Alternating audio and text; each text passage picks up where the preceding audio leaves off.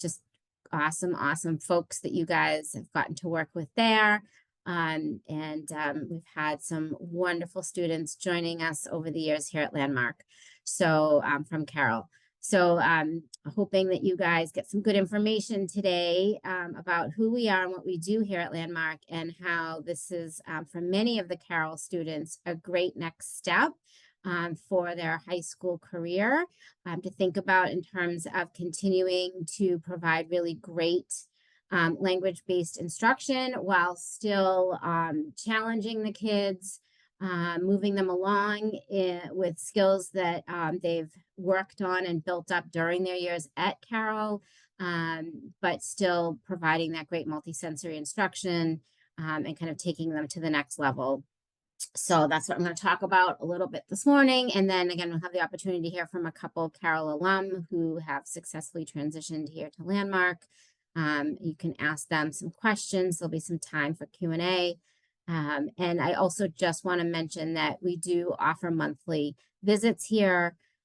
So if you haven't had the chance to get to campus yet and to see the school in person and tour and get more information, please feel free to register online to get here and visit, because it's a great way to see the program.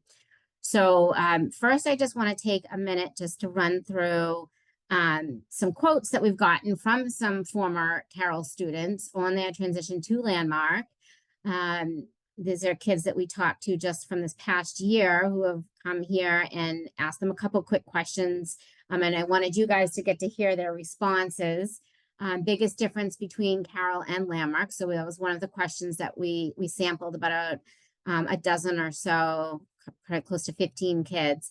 And so one of them said, you know, it was the amount of students and the fact that we had boarding here at Landmark. So that was a big difference. We have 300 kids here at our high school. About half of the kids live here and about half of the kids commute. So we do have boarding at the high school, which is an amazing option for any families that might have, if the kids have more than 45 minutes or an hour plus drive every day. It's a great option to think about, and I'll talk more about that. One of the students said, you know, a bigger feeling of independence, which is the best. You know, moving on to high school, you want to feel a little bit more independent and be treated like a high schooler, and you know, have some more, you know, that feeling of maybe, you know, still, you know, someone's looking out for you, but also being left alone a little bit more to kind of, you know, gain some of those independent life skills, and that you're navigating a bit more independently with your day-to-day. Not having classes with the same grade. So here at Landmark, we are grouping students a bit more like based on their skill level, and I'll talk more about that. Not so much about keeping all 9th grade, all 10th grade, all 11th grade together, but really looking at skill level and things like that when we do our groupings here. And you get treated like you're older. So those were some of the responses we got for the differences between Carroll and Landmark. Another question we asked some of the Carroll alum, how is the homework at Landmark? So one of our underclassmen mentioned that it's manageable around 45 minutes a night. So that's typically for the 9th, 10th graders, 45 minutes to like an hour and a half. Another student said homework is manageable. Teachers won't let you slip and fall behind. An upperclassman who is an alum mentioned, in my senior year, I have between an hour and a half to 3 hours a night. So we do ramp up the homework expectations as the students move up and become upperclassmen to really prepare them for post-secondary level work.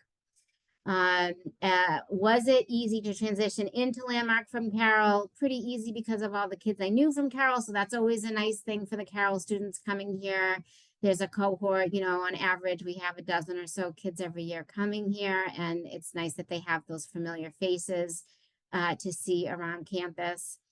A breeze because of the way things are taught here and the structure is the same.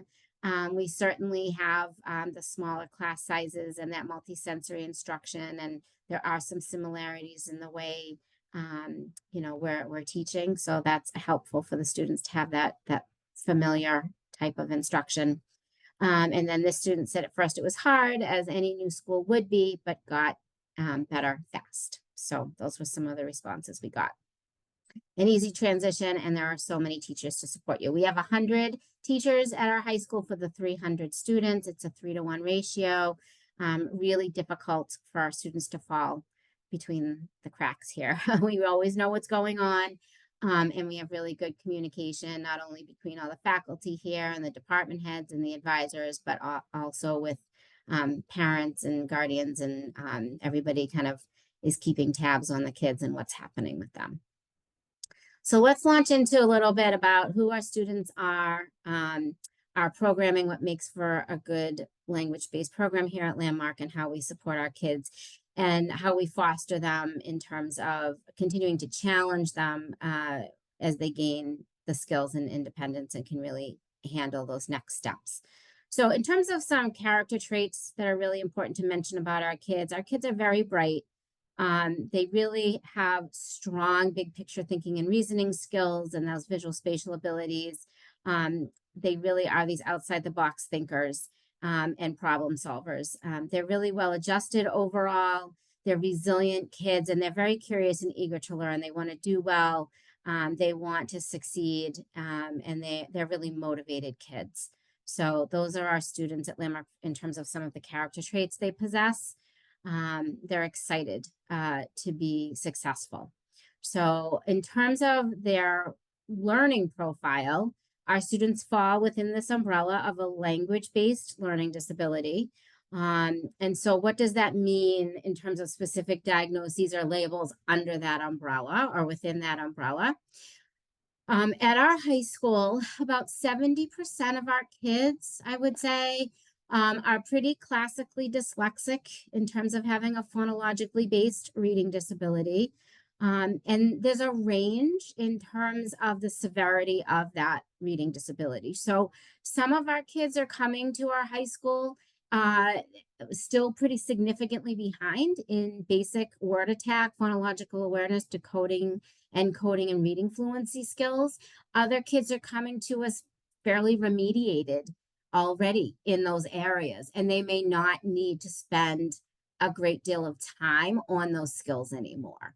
And they may be ready to kind of move along to some, more advanced skills that don't involve the basic literacy remediation anymore. So there's a range, and we really are all about customizing here, and I'll talk more about that again as we move through. But about 70% of our kids here do have a dyslexia diagnosis.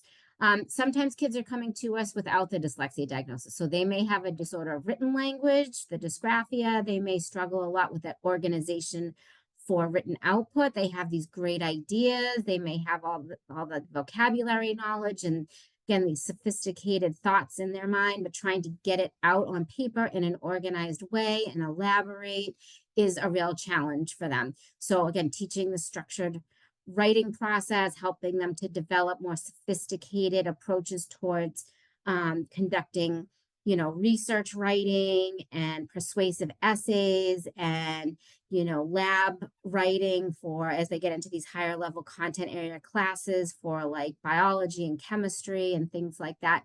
We're helping them at these higher levels for writing skills. About a third of our students at the high school struggle with expressive language. They have to have good, strong, receptive language skills. I'll talk a little bit more about that.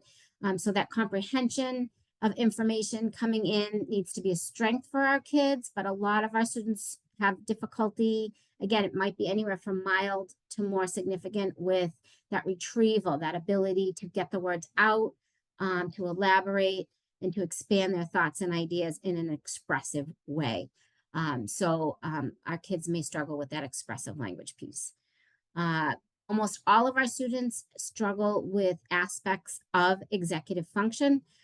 Again, anywhere from mild to more significant with that organization, time management, task initiation, that ability to shift from one thing to another, that ability for effective test taking strategies, note taking skills, that ability to paraphrase information, two-column note-taking, all of those skills that we teach here across curriculum in a very consistent way. Again, I'll talk more about that. About half of our students or more have comorbid ADHD. It's a very common thing for students with LD, language-based LD, to have ADHD as well. Typically, it's the inattentive type, where our students tend to just need some cues for refocusing. We can't really support well students who have more of the hyperactive that might be more behavioral or disruptive in the classroom. But for a lot of our kids, it's more of like that zoning out and needing to be refocused. And then for a lot of our kids, that working memory and or processing speed, it may be more of a weakness compared to that strong reasoning and comprehension that they possess. So those are really the areas of difficulty under that language-based umbrella for our students here at Landmark. And that's really it. It's a very narrow, specific piece of the pie that we support well at Landmark. And again, this is it. Our kids are well adjusted. They don't have therapeutic needs. Let's talk a little bit more about who we can't support well. Again, this is really who we support well. This is it. So we are not a school where our teachers are trained to support students that may have intellectual disabilities. If the kids have difficulties with that big picture thinking, that comprehension, that reasoning, that integration, we're really not equipped to support students well that fall into that category. If a student has primary therapeutic needs, emotional and or behavioral difficulties, we're not equipped to support those students well. If a student has a diagnosis on the spectrum, ASD, we really cannot support those students well here, or a nonverbal learning disability. Those students really are kind of the opposite side of the coin. They learn differently. They would really struggle with the types of visual templates and graphic organizers that we use here. And if a student has a more complex communication disorder diagnosis, if they have more primary receptive difficulties with comprehension of language coming in, and or like social pragmatic deficits where they have difficulty like reading the room and picking up on nonverbal cues, and they need more direct social pragmatic instruction, that's really not our program and not what we're able to support well here at Landmark. So that would be something outside of what we would do here. So hopefully that clarifies, again, who we are and what we do. I do want to mention that in terms of applying to Landmark, we need testing within 3 years. It can be either a private neuropsych or public school psychoed testing. We do specifically ask for the WISC, which is the Westler Intelligence Scale for Children. Or if a student is 16 or older, it would be the WACE, the adult version. I think for most of you guys coming from Carroll, obviously coming out of like 8th grade or even 9th grade, the student's going to have the WISC because they're not old enough yet to have the WACE. There are 5 areas. And for, again, the Landmark student, typically the areas of strength are the verbal comprehension, fluid reasoning, and visual spatial integration. That's really where our kiddos shine. And we pull from those strengths in terms of how, we teach here, we teach towards those strengths, and we rely on those to be areas of strength in order for the student to access curriculum here and make effective progress.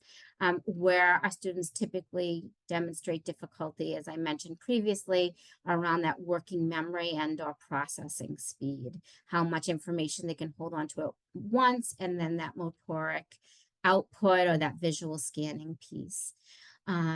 We also do need academic testing and a measure of what we call psychosocial adjustment. Those are rating scales that are typically completed by parent and student and a teacher. The rating scales look at areas like attention and social skills and anxiety, things like that. We'll obviously collect Carroll reports, references, and Carroll report cards. And if there's a counselor or a therapist, we'll get a report from them. If there's an IEP or 504, we'll collect that. So it's an online application. We work on a rolling basis. We'll collect records. Folks in our office will keep in touch with you. We do have a screening and interview process, and we'll take you through the whole process step by step. Just keep in touch with our office. Come visit us if you can, and we'll answer any questions along the way. You can also obviously ask questions of your transition person at Carroll, but please feel free to reach out with any questions. So okay, so what we're going to do now is kind of launch into our programs here at Landmark and our day-to-day and talk about how all of that works. We typically have about 50 or so new students every year coming to Landmark, to the high school. It's a very easy place to come to and transition to meet new friends. The whole first week is orientation, all kinds of onboarding activities. So let's talk about that and really what makes for a great language-based program and what's unique about Landmark. So our approach, we are language-based. So what does that mean? It means that we're skill-based, and that means that it's direct and explicit instruction that is consistent across curriculum. Why is that important? It's important because it allows for the student to internalize skills so that those skills can become automatic and we can start to remove structure, and then that allows for the student to apply those skills independently, and they can take all of those great skills and tools in their toolbox with them to the post-secondary level to be successful. It works. Okay. And so that's how our approach is different, and that's why it works. One of the most important parts about who we are and what we do is this daily one-to-one language arts tutorial that any student that comes to our high school who has any remaining gaps in basic literacy, they will have this tutorial as part of their daily schedule. The tutorial is there to continue to remediate language and literacy skills. It is very diagnostic and prescriptive in nature. So every tutorial is individualized. No two tutorials will look exactly the same. And again, there's a range of skills off of a diagnostic of goals. If we're getting a student who needs to continue to work on word attack and decoding and encoding and utilize some of the Linda Moon Bell Lips program, that's what they will do. If we have a student who needs to focus more on a higher level fluency and writing skills and vocabulary reading comprehension strategies, that's what they will do. If we have a student who needs to focus more on some expressive language and essay writing and study skills, that's what they will do. And if we have students coming to us who are reading at grade level and do not need a one-to-one tutorial, then they will not have one. So we're all about customizing here. But for, again, any student who still is demonstrating gaps in literacy, they will have this class for 50 minutes every day as part of their daily schedule. The schedule here is the same every day. Classes are 50 minutes each from 7:50 in the morning until 3:15 in the afternoon. And this is one of their classes every day. In the classroom here, the average class size is 6 to 8. We're an approved program in the state of Massachusetts. About half of our students do receive funding by local districts, and about half of our students are privately placed. So we cannot go beyond 8 in the classroom. That's as big as we get. And so that's important to know. We can really individualize our groupings that way. We're looking at ability level. We're looking at things like the working memory, the processing speed, the level of literacy, the expressive language output, all of those things when we do our class placement. You know, we're not taking our seniors that are 18 and 19 and putting them with our freshmen that are 14, but we are, you know, grade up, grade down, looking at those other skills when we do the class groupings, because we want the students to feel like they're really in the right, class pace, the class is the right pace for them. So, that the teacher can really design the homework uh, appropriately, how much can these 5 or 6 kids handle within a certain amount of time independently, um, getting through the work in the class at the right pace, and the students can really feel like it's the right challenge for them. They don't want to feel like they're way ahead of everybody else in their class, or that everybody else in their class is way ahead of them. So that's really important. We do parallel the mass curriculum frameworks here.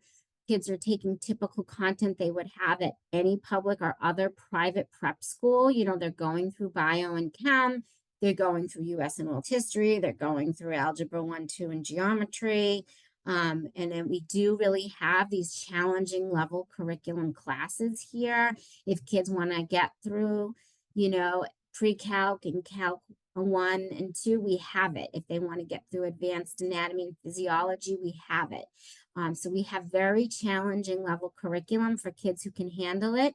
And if they need a slower paced, more, intensive remedial type class, we have those too. We really, again, want to meet kids where they are. And the other important thing to mention here that's a real benefit and bonus to Landmark School versus like just a traditional private prep school where you're getting like extra academic support on the side is that all of our teachers here also have a master's in special education, right? So it's not just, a math teacher. It's a math teacher who's also a special ed teacher. It's a science teacher who's also a special ed teacher. It's a history teacher who's also a special ed teacher. So you really have teachers who understand the content area, but who also understand how your kiddo's great brain works and what they need to be successful. Let's talk about how we individualize the student's curriculum and how it really is a program for each student, okay? So here, the core curriculum, everybody obviously takes English language arts, which is your grammar and composition and writing class. Everybody in high school has 4 years of English. The math, which again runs from algebra to geometry, algebra 2. There's pre-calc, there's trig, there's options for math beyond algebra 2. There's a statistics class. There's, again, these options of math classes. And there's, again, for the kiddo who's the math whiz, we have these advanced math courses they can take. And for the student who struggles in math, may have dyscalculia, that may be a weakness for them. We also have more of these like life skill math classes if they struggle in those areas.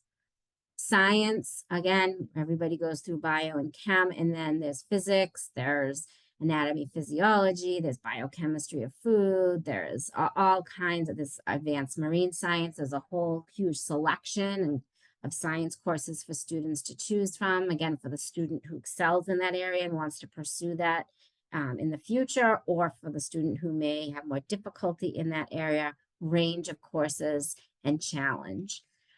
Social sciences, again, US world history classes, and then tons of other options beyond that, from psychology and sociology to government and economics classes and all kinds of things. Everybody has an elective in the day. I will get to all the fun stuff. We're a full-fledged, private prep high school with amazing opportunities for extracurriculars and electives, and I'm going to get to all of that. So everybody has a 50-minute elective in the day as well. And then there are 2 other content area classes in the day. So what are those? And this is where we really customize, all right? So again, for anybody who needs it, who's behind in literacy, they're getting that 1-to-1 tutorial class. For anybody who has language processing production deficits, they're going to have that oral expression class if they have that demonstrated need, and if they have that expressive language disorder, they will have an oral expression class. For students who have significant executive function issues, and need a study skills class in the day, they would have a study skills class in the day.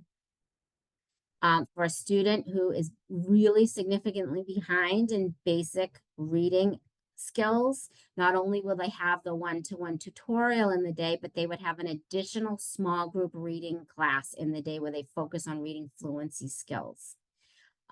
Or if a student didn't need that, but let's say they had a study skills class, they might also have a literature class in the day. And for students coming in who don't need the one-to-one tutorial, let's say they're not dyslexic, or let's say they've been remediated with the literacy skills, and they're now at a point where the focus is really these higher level executive function skills, they may be taking classes within what's called our prep program. These prep classes where the pace and volume is more because we know they can handle higher level reading, writing. So if you think of some of these other programs like Lawrence, Proctor, Brewster, Chapel Hill, Chauncey Hall, Kent Hill, these other private prep schools, here at Landmark, we have a whole prep program, prep classes, this curriculum that's really designed like these other private prep schools where students are doing a study skills class and a literature class, and then the LA and the math and science and social studies. They're not getting the one-to-one tutorial because they don't need it, but they're still being taught by these great teachers who understand the multi-sensory instruction, the benefit to using consistent instruction across curriculum, to teaching, again, these EF skills, so that the students can really internalize the structure and understand how to micro-unit and break things down and use templates and graphic organizers and how to conduct research and learn writing skills and all of that. So we have all of that programming for those students who can handle that. And at Landmark, the important thing to know is that these are all lanes and that students can go in and out of these classes as they gain skills and make progress. So nobody's like stuck in a certain path here.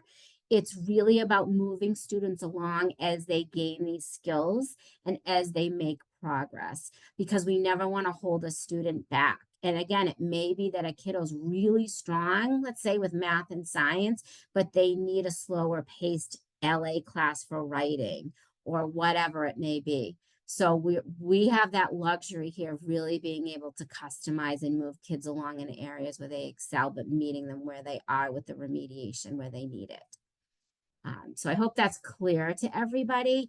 And if you are looking at, I can't say this strongly enough, like if you're looking at a CHCH or a Lawrence or a Proctor, you really should be looking at Landmark also, because we have the same level of challenge within our curriculum here to provide that to your student, okay, or for your student. Okay, so the executive function, again, that time management, that organization of materials and information, it's happening across the curriculum here at Landmark. And examples of the study skills here are the effective 2-column note method taking, how do you identify main ideas and details, the 5-step writing process of going from, a brainstorm to an outline to a rough draft to an edit to a final draft. How do you effectively preview relevant vocabulary, like in biology or these other content area classes? Effective paraphrasing and summarizing techniques and test-taking strategies. Again, being taught across curriculum here. These are the skills that are so important to take with you for the post-secondary level, and it's happening here across curriculum. Once we get to upperclassmen senior year, we're exposing kids to Canvas and all of the things they're going to need to know for post-secondary, assistive tech stuff, all of the things they're going to need. We're very technology heavy here. The kids are using, all of the things, the devices and all that stuff that they, are in the classroom. They're using their laptops, their iPads, their Chrome, whatever they want to bring in. And they're using all of that stuff to aid them, along the way. We're teaching them the responsible, chat GPT and things like that, and how that, how to use all of those things responsibly to help them, you know, as they're moving through, you know, writing processes and all of that. Homework, again, we talked a little bit about that, but it's a direct review of the skills and the content that are introduced in class each day. They will have it every night. It counts as a third of their grade, but it's stuff that they can feel successful with and that they can do it independently. It really is very manageable. It's not overwhelming for them. My son is an 11th grader here at the high school. He started in middle school. I have never had to help him with his homework. He really feels successful with it. He really can do it on his own. It's not a source of frustration for him like it was prior to coming to Landmark. So he really keeps up with it. And he does have a greater volume of homework now that he's an upperclassman, and he is also taking prep classes in the prep program. So, all right. Another thing that's great about Landmark is that everybody has an academic advisor. This is a person overseeing the student's academic schedule. They work really closely with the one-to-one tutorial teacher if they have one, or if not, just all of their classes and the department heads. They're writing the IEPs for any funded students in their caseload, and that advisor is the main contact person for the parents and the students. That's who they go to for anything that comes up, or even if they're just having a bad day or they're frustrated with a class, they may feel it's too hard or too easy, anything at all. The academic advisor stays with the student during all their years here. They get to know them really well. And that's like their main go-to person. And for the parents, the main person that you keep in touch with for updates and how your student is doing during their time here at Landmark. Let's talk about things that come next and also all the fun stuff. We have an amazing guidance and transition office here to talk about all of the future planning. As early as 9th grade, kids are doing interest inventories and all of that, but starting junior year, they get assigned a specific guidance counselor. They'll have weekly one-to-one meetings. They will really start to identify their passions and areas of interest that they want to pursue.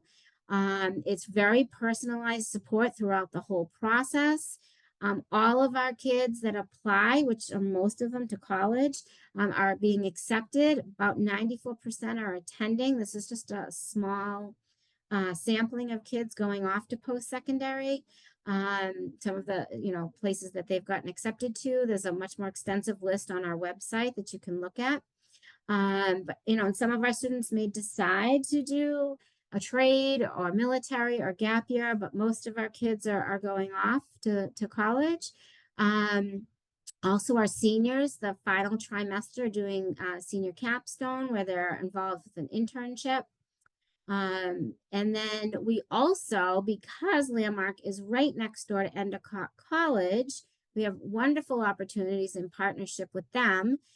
We have a dual enrollment program for senior year where Endicott professor comes here to Landmark to teach a college course. It happens on Tuesdays and Thursdays. And they take the class here and get college credit, which is amazing. We also have a van loan program for our students in the prep where they can take a class in the evening. It's a 7-week, once a week at night course over on the Endicott campus. And they get college credit doing that.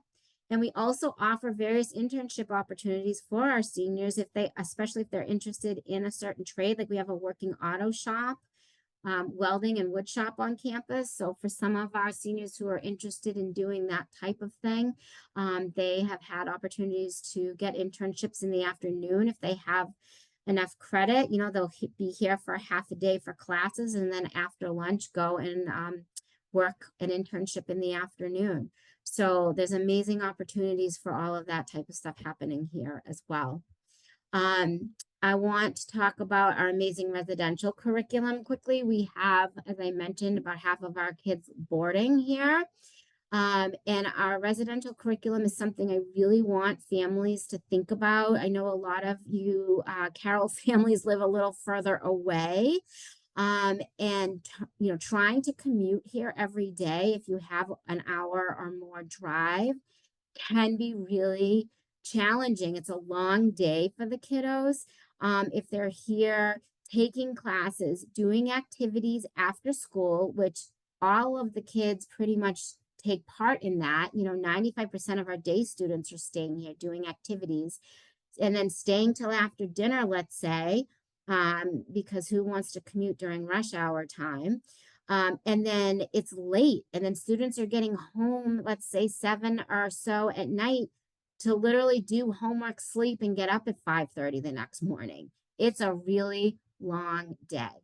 So to have that opportunity to be here during the week, have that support and structure, they can go home every weekend if they want. They could even come in on a Monday morning and do 4 nights here and 3 nights home. It really makes for an easier day, an easier week, and less exhausting week. And our residential curriculum is amazing. So let's talk about that for a minute. It's a whole program to really support effective time management, organization, self-advocacy, and healthy decision making. We work on a level system. So new students coming in start off at level 2 as underclassmen. Upperclassmen come in at level 3. It goes up as high as level 6, which is, I think, called our proctor level. And every couple weeks, as students meet day-to-day expectations, they gain privileges, things like a later bedtime, food ordering from local restaurants. By level 5, they can have like a mini fridge and a TV and a gaming system in their room, things like that. As they show us, they can meet the day-to-day expectations. They're on time. They're getting their homework completed, things like that. And they're a mature, responsible member of the community. They get their room cleaned during room clean time. So the way the structure works is that after school, they have an afternoon activity, whether it's sports, whether they're in the wood shop, the auto shop, doing one of our tons of clubs we have, art building, music, dance, STEAM lab stuff. I'm going to talk about all of this. Then they have dinner. Then there's some free time to hang out with friends on campus. Then they have structured study hall from 8 to 9:30. Teachers live in the dorm. They run the dorms. They're doing structured study hall. And then there's bedtime. So it's very supported and structured from the time they wake up till the time they go to bed. Every house has a house parent and at least two other live-in staff. It's all the teachers who know and work with your kids. And it's really an amazing program. Weekends, we have all kinds of trips. We have kids here from 20 different states and half a dozen different countries. Our location's amazing, being right on the ocean, close to the mall, the movie theater, Boston, everywhere. So we're doing trips all over the place, and it's an amazing place to be. So I really highly recommend families considering residential, and the kids love it. Let's talk about our extracurriculars and pursuing passion, so then I can have our students jump on in the next few minutes. Everything that I'm going to talk about, please know that it is an elective option during the day as a class. It's also typically an option after school as a club and activity, okay? So let's talk about our amazing visual arts department. All kinds of 2D, 3D media art. We have drawing, painting, printmaking. We have all kinds of digital art like graphic design, digital illustration. We have ceramics. We have photography. So these are classes during the day as an elective, and also you can be in the art building after school doing these types of projects. Amazing, creative, talented, artistic kids here at Landmark. We have an amazing performing arts department with band, chorus, dance, drama, theater tech, where kids are doing costume design, set design, lighting, and sound. We have different performances throughout the year, musical, dance performances, play productions. And again, kids can do stuff after school or be taking classes during the day. We have 3 seasons of JV and varsity sports here at Landmark. We compete with a dozen other private schools in the area. We're part of the Eastern Independent League for boys and the All Girls Conference for girls. In the fall, we have soccer, cross country. golf and girls volleyball. We have also just a sailing club in the fall. In the winter, we have wrestling, indoor track, basketball. We have a Saturday ski and snowboard club just for fun. We go to local mountains on Saturdays. In the spring, we have tennis, lacrosse, baseball, outdoor track, and sailing. So there's a lot of sports options to choose from. We also have working auto mechanics shop on campus with welding. We have woodworking and boat building. We have a STEAM lab with programming and film production and animation. We have PE class. We have basketball class and weightlifting class and yoga class. We also, we have mountain biking trails for after school. We have a fishing club. We have cooking clubs some years if kids are interested. So all kinds of clubs after school, D&D club. We have community service happening after school. We have community service trips in the spring. The kids are going to Jamaica. We have trips to DC. We have weekend trips again to, the city, hiking trips. We go to sports events. We go to theater events. We have trips to Canopy Lake. We do a senior trip every year to Disney World. We have senior prom. We have Valentine's Day dance. We have open mic night and solo nights. We have all kinds of, community activities. We're a full-fledged high school with everything you could think of. And I can't emphasize that enough. Students are not giving up anything to attend Landmark School. It's an amazing community of people. It's an incredible experience that the students get to have when they attend Landmark. And they are, I would say, more prepared when they go off to post-secondary than the typical public school graduate because they know who they are as learners. They know how to advocate for their needs. And they know how to manage their time and be successful students. And they have good study skills in place. We also have an amazing summer program here. It's 4 weeks, students entering grades 8 through 12. Most of our students live here over the summer.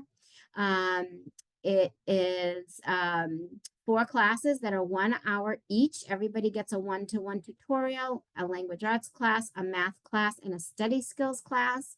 There's lunch. And then later in the afternoon is the opportunity to do something fun. There is a structured study hall to get some homework done because there's a little bit of homework over the summer. But the afternoon activities are amazing. We have a photography option, a fitness option, a marine explorations option, sea kayaking option, and a visual arts option. So we'll have usually between 55 and 60 kids here every summer. Usually about 20 of the students that come every summer are going to be new in the fall. And they're using the summer program as a way to transition to Landmark, especially if they're going to be boarding for the first time and living away. It's a great way to get used to Landmark. If they meet some new kids over the summer, that's great. If they want, meet someone that they want to live with in the fall, they can request that person as a roommate. If they have a positive summer with us, they get to start off an extra level up with some extra privileges in the fall. So if you're interested at all in the idea of summer, it's just for the month of July. When you apply for the fall, but you'll see there's an option on the application to check off that you're also interested in summer, and you can do that on the application. So that, I think, is pretty much everything I needed to get through. Thank you so much. I'm like a minute over, and what I want to do is have the students that are joining us. We have a couple kiddos who are Carroll alum and are now Landmark students with us today. And what I'd love to do is stop the share here and have these students answer any questions that you guys have. What you could do is unmute yourself, ask the questions. Or if you don't feel comfortable asking a question, you can put a question in the chat. I will check the chat.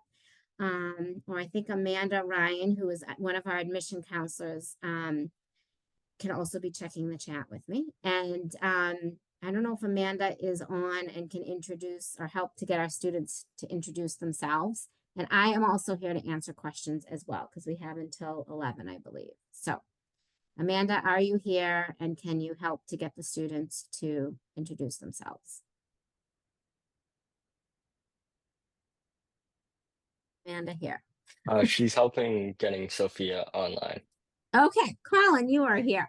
Yep. Great. So she's working with Sophia and Colin Holmes is here. Yay. Colin, can you start with saying obviously you came from Carroll School, but what year you are in here at Landmark? So how long you've been at Landmark and Mhm. I think you are a day student, right? And Yep. so where you commute from. And then if you could talk a little bit about like the things that you do here at Landmark, your activities you're involved with, and then maybe just like a minute about how the transition was for you when you came here from Carroll and all of that. That would be great. All right. So I'm Colin. I graduated Carroll in 22, and I am a junior now at Landmark. I do cross country, winter track, and track for my sports, and for my elective, I do Steamworks, and then I like come from Boston each day. It's about a 40-minute drive. Um, And my transition from Carroll was really easy because the schools are both alike. Um, Teachers are also really supportive, just like Carroll, and just always there to help you. And like you can go to them if you need like help after school or like during a free block or something like that.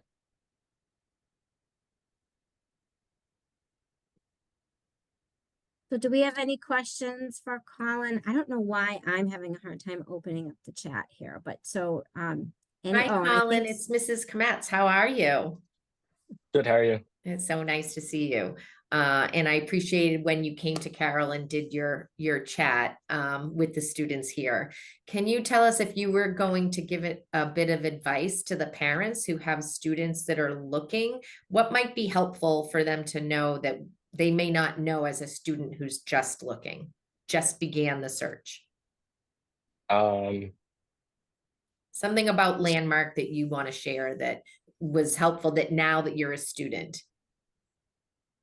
like not knowing like when I came here, I thought it would be kind of a hard transition going from like the middle school kind of life into a high school life. But the transition was kind of easy because of just the teachers and like the community. Everyone's so helpful and so kind to you, and we're all in like the same boat. And there's like not much that you need to worry about when you're here because like I've known a couple other Carroll students from like prior years who were graduated before me. So I'm also friends with them. So I also have friends from Carroll to help me, and they helped me get in like the groove of Landmark. Thank you very much.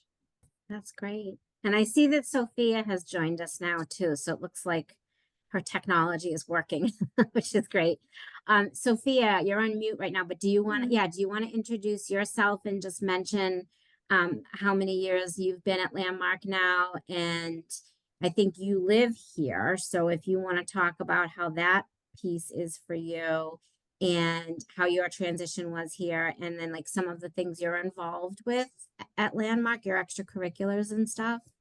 Yeah, so I'm a junior this year. It's my third year at Landmark, and I am a boarding student. I live about like an hour and 30 minutes away, but I'm involved in varsity volleyball and varsity track and field. I do psychology and sociology for my elective, but yeah.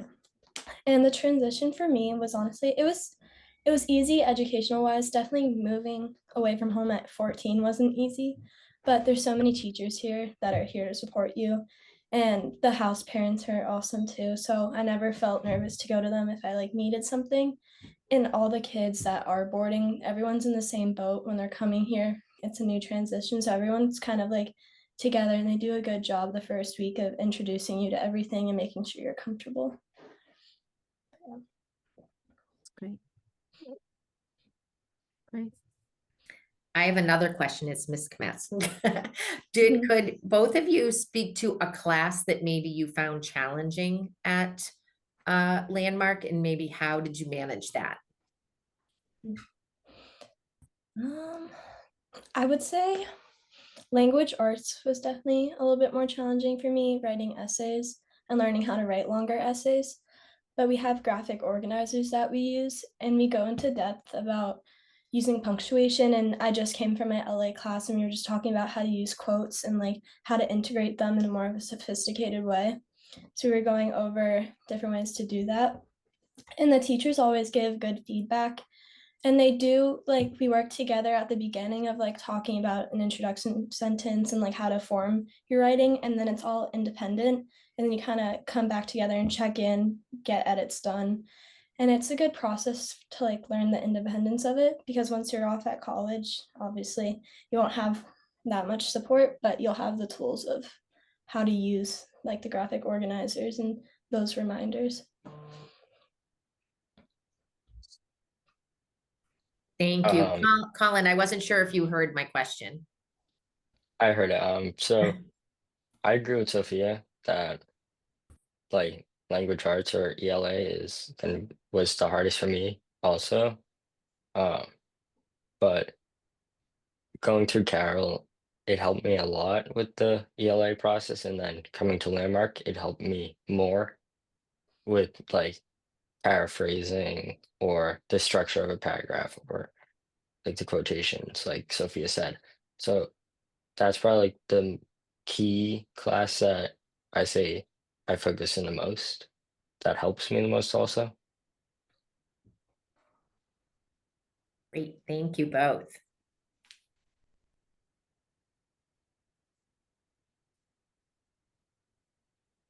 I think there was one question in the chat, which I don't know. I apologize. I don't know why I can't seem to open that, but I did ask my tech person who was admitting people into the presentation today the question. And I think it was a question about if the summer program has a boarding option. And yeah, almost all of our students for summer do board here. Yes, we have boarding for summer, and almost all the kids live here. I think that was the question. So yes, we have boarding for school year and for summer. So I did want to just answer that question.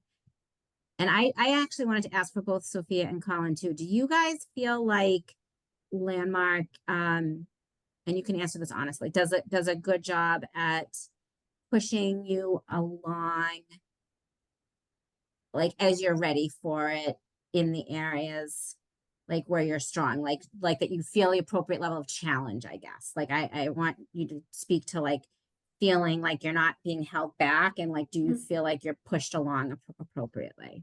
I can definitely speak on that. For math, it's one of my stronger subjects. So every time I would like check in with my teachers, I would ask to get harder math problems, because I'm the type of person I pick it up pretty quickly. And sometimes the rest of the people in your class are like not understanding it, so they might be like needing to go over it one more time. And I remember last year I would get like extra worksheets to work on. And like you can advocate to ask for harder work. And I think that's a good skill in general, to learn how to advocate for yourself. So yeah. I agree with Sophia. I have nothing else to say about that. Do you mind if I ask another question? Mhm. Can you both share with me if you entertained some other schools as options? This was the only school I applied to. But if I didn't get into Landmark, I would have gone back to my public school, which would have been hard, but I'm definitely happy I got into here. But yeah. Yeah, for me, I only applied to Landmark, so if I didn't get in, I probably would have went back to public schools. I appreciate that you both felt like you knew ahead of time that this was the right place for you, and it clearly is. Mhm. So that's really terrific. Yeah. Melody, there's one other question in the chat, so I'm just going to read it for you. Thank you. I appreciate that. I don't know Yeah, why of course. it's not open. Would Landmark admit a student with an autism 1 level diagnosis? It's a great question. Yeah. So, you know, we will need to look at an evaluation. Typically with an ASD diagnosis, there are going to be areas of need that present with that our teachers are not trained to support well. And so it's really about meeting the full profile and needs of a student appropriately. And so we would have to look at the full picture of a student and what their learning profile entails. You know, you can have student who has an ASD diagnosis who has dyslexia as well and has reading needs, which we support. But if in addition to that, part of their profile is also, let's say that they need support with, you know, social pragmatic skills and other things that we don't do, then we would fall short in giving that student the full range of supports that they require.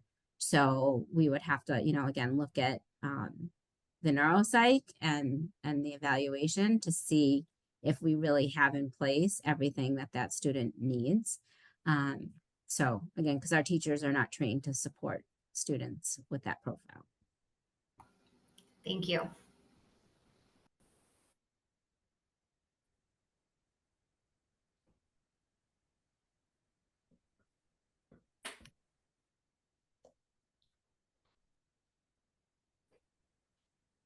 Looks like we have a quiet crowd this morning.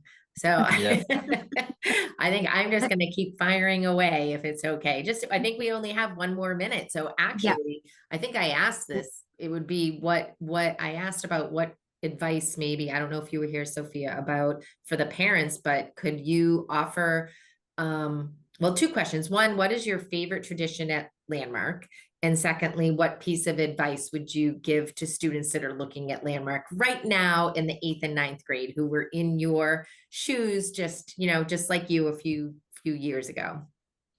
I would say my favorite tradition at Landmark, we do a volleyball tournament, like which includes everyone. So we do it like at night, and I think it's around November, and then the 2 winning teams compete on like a half day, and everyone in the school watches, which was fun. But an advice I have is that the change is definitely scary, but it's worth it in all aspects. Like I went from dancing with all my friends like at my studio to having to quit, and then now I get to do volleyball and tracks, and it was definitely a scary transition, but it might take a little bit for adjusting, but it's definitely worth it in the end, and you'll have support, so don't be afraid to ask for help. Great. I really appreciate you guys being here and taking time out of your day, the students, to you know, be here for this. And then I just want to encourage, because I know it's 11, but any of the parents who have joined us today, thank you so much for your time. And please reach out to our office at any time with questions. And if there's anything about the application that you have a question about, we're here.